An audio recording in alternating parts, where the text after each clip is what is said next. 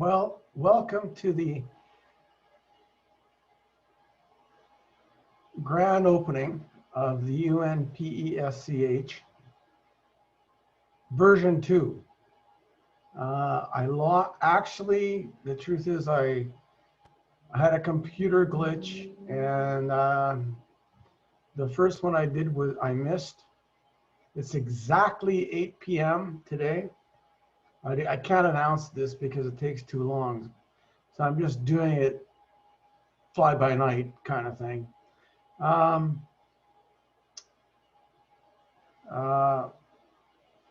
For those of you that are, hanging around, seeing what's going on or whatever, because I didn't announce this, I don't expect any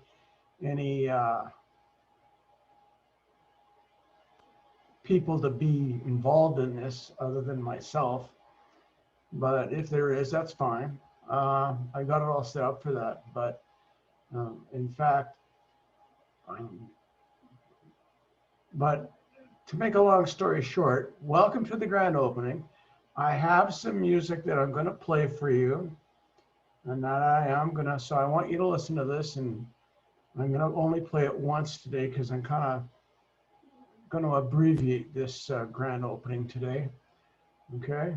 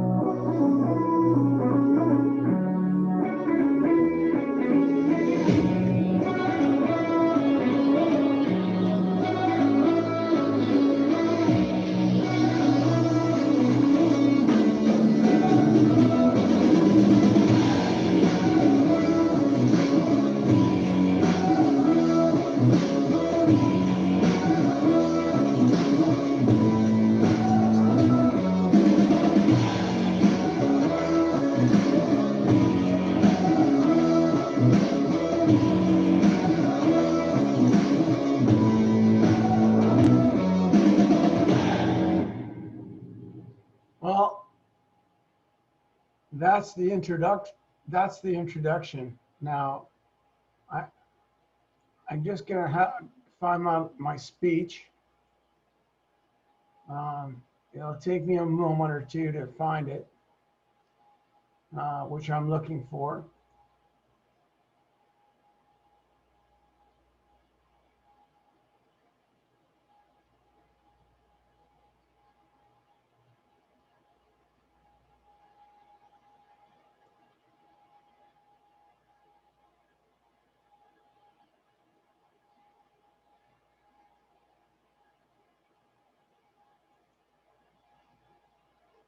Okay, I found it, so I'm going to read it, but I have to read it off the computer. So, welcome to the grand opening of the United Nations Permanent Environment Security Council headquarters. The ribbon shall now be cut. Now enjoy the grand tour of the eighth wonder of the world, or as I prefer to say it, the eighth wonder of the earth. Meet the people and examine all of it with security provided by the United Nations Security Forces and the UN no-fly zone. History is upon us, Earth. I am Leader Master Mr. Murray John Craig Geddes. Godspeed. 29th of August 2020, which is when I wrote this speech. Now that I've said that, um, you can take the tour, and to do that, you go to HTTPS, United Nations Security Council on Earth. You look at the building, that's UNPESCH, and the rest of it is pretty simple. The United Nations has a set system.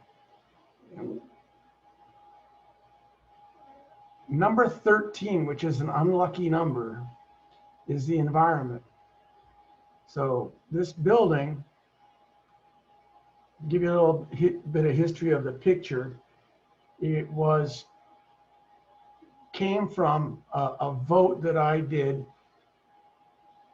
Nobody voted, so I did it randomly. I had a random vote, and Estonia won. And that's the idea of this. So this building has everything in it with regards to the environment. Everything in it is pertaining to the environment. The United Nations itself in New York, it still has, of course, the 13, they call it, they have names for it, but they have the number 13 of their hierarchy of different things they do. But this is one that's just the environment. But the difference between the two, which is what must be stressed, is this, and I'll make it clear. In the United Nations in New York, if a person goes there and they're interested in the environment, they're kind of going like this. It doesn't matter who you are in the world. You just go, and I wonder if that nation is a part of this, or if that nation isn't a part of this, or that nation is a part of this, or that nation isn't a part of this. That's what's going on. Everybody's all, because they withdrew, but I thought they withdrew but came back, and then, but didn't they withdraw a long time ago and then withdrew again? And didn't, all these things are going on, right? So it's very confusing for people. But it's most of all worse for the environment. So this is a fresh start. To give you a little insight into the building, I can only say this, it had, like I said, it has every nation. It's a fresh start for all nations.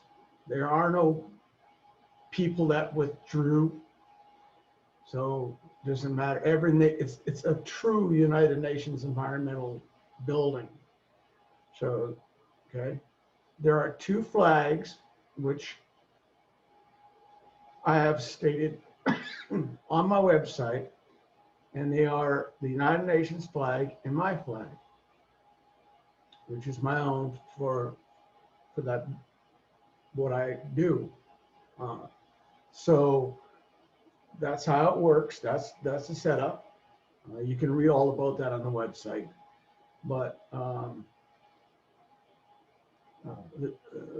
so make a long story short, it's got everything. It's an amazing building full of great people who are very intelligent, which is what I want to try to get across here. Like, we're talking the world's best in the building. We're talking the world's best building. There's two things. So number one, number two. So we have two things that are going on here.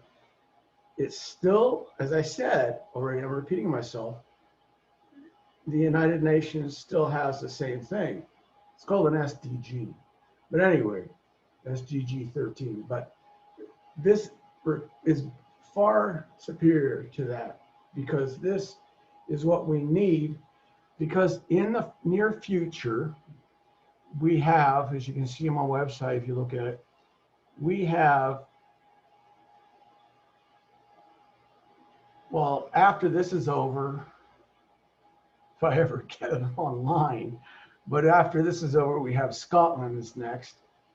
And then we have, after that, we have another one, and there are time clocks for those as well. But we also have the oil running out time clock.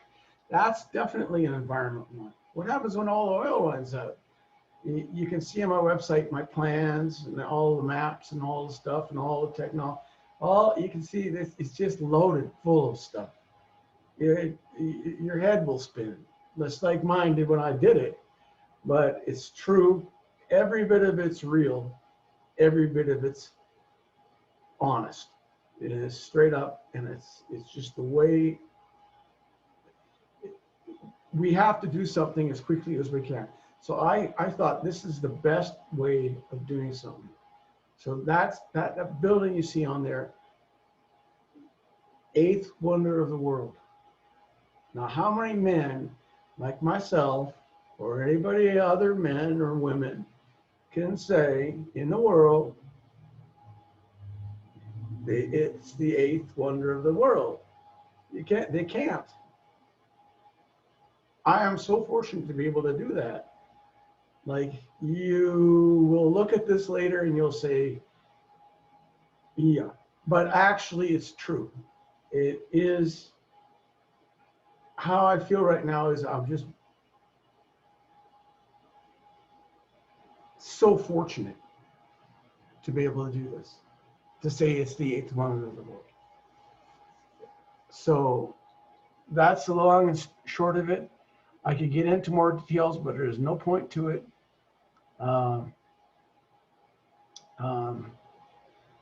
So get on with the tour.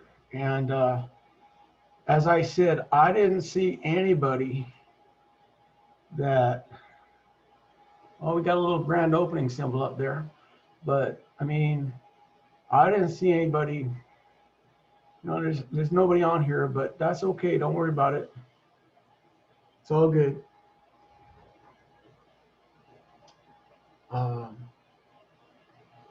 I just hope that people understand the concept of it, understand globally working together with regards to the environment. That's what I hope as a person. And why I spent over a decade and an awful lot of money to get to this point. So, grand opening, it's a time of celebration and so on. And, you know, I'm going to say over and out because I know there's not going to be anybody coming back here. Take a look at it, and there's a little clap there for me. And you know what? Thank you very much. Now I'm going to try to get this video, the second try, onto my website. And again, contemplate what it would be like with every nation in a building, plus private groups like Red Cross, Red Crescent, World Bank. You know, I can go on and on. It's just loaded full. And everybody's doing only one thing in that building. Not like the United Nations in New York. They're only doing one thing. They're doing one thing, the environment. That's what we need. Every nation working together, every group working together, just doing the environment. That's all they do, and interacting, doing the environment. Looking after after Earth, because that's all we've got left. And we've only got it left for so long because, like I said, give you an example.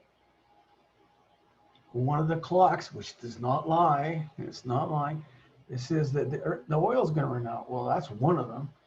Ice polar caps melting. Then another clock that's ticking too. Then what else we got? Desertification. That's a big one, which means there's a lack of water for people to drink. That's a huge one in some countries, many countries. Disease, COVID-19. There's all kinds of stuff going on here. So,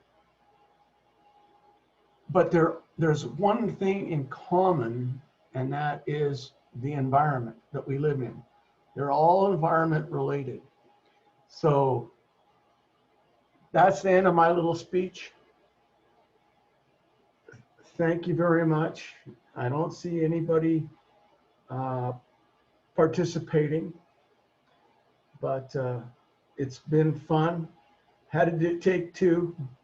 I couldn't announce it, but so I didn't really expect any participants, but thank you very much. And I hope this time I can get it on the website so you can see what I'm saying. All right.